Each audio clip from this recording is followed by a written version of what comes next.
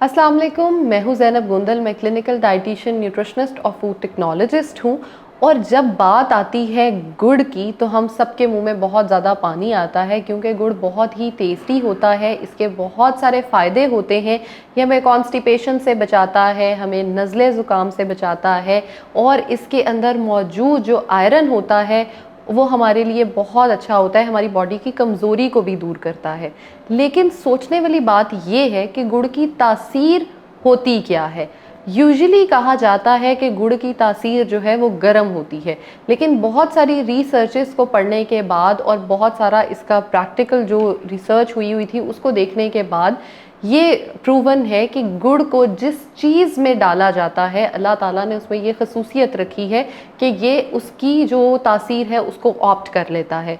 वैसे तो साइंस तासीर को नहीं मानती, लेकिन अगर हम कहें कि गर्मियों में आप इसको ठंडे पानी और सत्तू के साथ इस्तेमाल करें तो ये आपकी गर्मी को भगाने में बहुत कारआमद है। और सर्दियों में अगर आपको नज़ला ज़ुकाम है और आपको सर्दी लगती है, चेस्ट इन्फेक्शन आपका ख़त्म नहीं होता, तो आप इसको अगर गर्म पानी में डाल के पिएँ तो ये आपके लिए उस तरह से मुफीद हो जाता है।